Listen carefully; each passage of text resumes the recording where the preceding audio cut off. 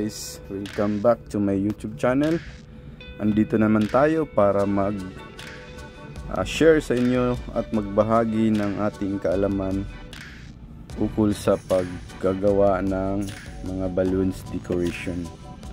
So dito guys, umpisahan ko na ang paglobo at gumamit po tayo ng rod, aluminum rod, para magkaroon siya ng pagdugtong-dugtong yung mga balloons natin. So mayroon tayong 3 shades of color: pink, Caribbean blue, at saka light green. So hindi ko pa nalobo yung light green dyan. So yung ginagawa ko ngayon dyan guys ay naglobo ako ng individual balloons para ilagay natin doon sa ating acrylic base. Ayan, nilagay ko na. So 3 kulay yan ang ating nilagay. Hindi ko lang mapakita sa inyo kung paano, kasi natakpan yung natin, yung nilalagyan natin na acrylic. Pero mamaya makikita nyo kung saan yan at anong purpose nyan. So sa ngayon guys, ayan gumamit ako ng transparent balloon, transparent po siya para siyang bubbles kung tingnan. Ilalagay natin yan sa ceiling. Gumamit rin ako ng nylon para hindi siya makita na parang nakalutang lang na bubbles. So ayan na, yung inayos na natin yung mga ginagawa natin. Maya maya lang ay ating i-decor na yan. So sa panahon na yan, sa time na yan, aki pang tinatali yung mga balloons dun sa nylon. So para ready na natin ikabit yan mamaya. Diretso na tayo. So preparation pa lang yan guys ang ating ginawa dyan. So naglobo ako ng marami yan. So ngayon guys, hinahakot na namin yung mga balloons, pati yung board. Ayan, kasama ko dyan si Rihanna at si Mar.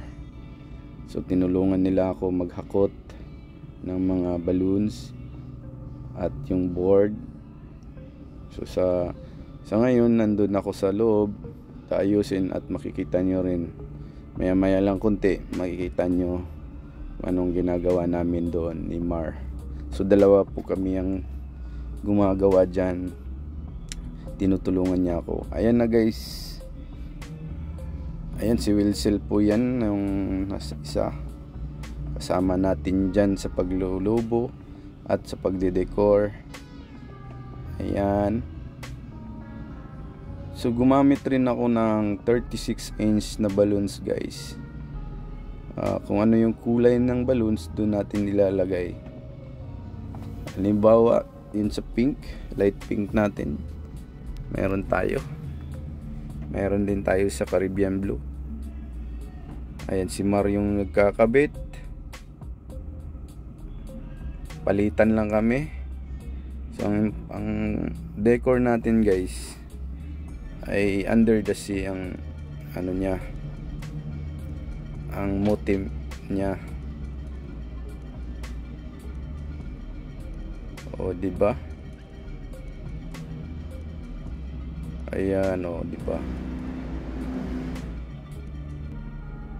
So yan guys, palapit na tayong malobat. Yung camera natin bigla na lang namamatayan mamaya maya konti. Hindi pala ako naka-charge kagabi. So yun ang nangyari sa atin, nalubat. Pakita ko na lang sa inyo mamaya yung highlight at yung buong decoration natin, yung result ng decoration natin.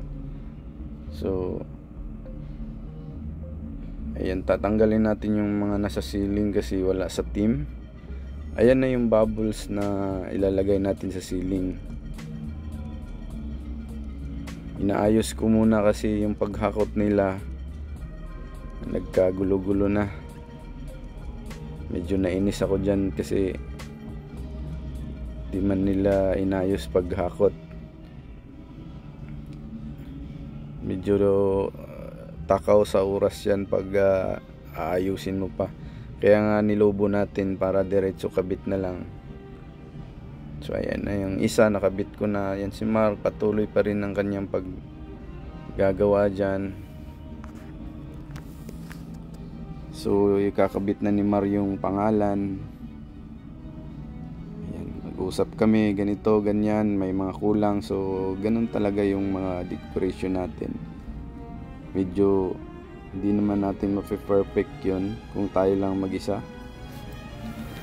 Dapat may kasama tayong taga mga suggestion. Ayan.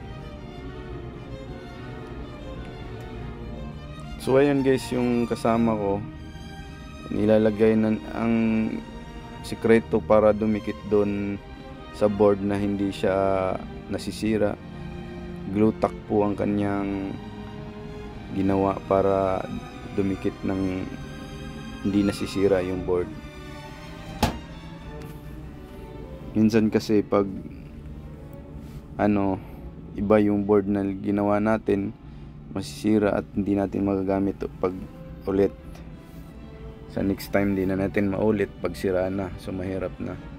So yung blue na board dyan guys, bagong pintura lang yan, kahapon ko pinunturahan yan. So nga may bata pala dyan, yung pala ay nag-i-inquire ng mga birthday. So nabalak nilang mag birthday dyan. So nakita nila yung decoration, sabi nila kung magkano daw yung charge nyan, anong additional. So ang presyo pala niyan guys is 1,200 dirhams. Kasama na lahat yung, ayan na yung resulta natin, kasama na yung lahat na nakikita nyo dyan. Yun po yung charge nyan.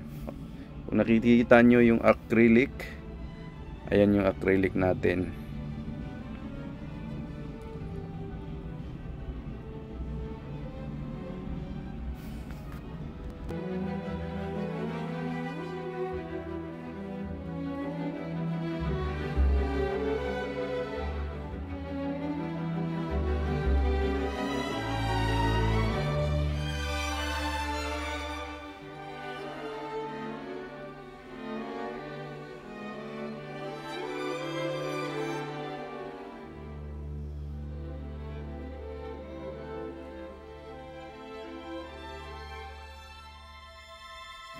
Hello guys, pa-like naman at pa-share na rin. Pakipindot na lang din sa bell button para lagi kayong updated sa mga videos natin.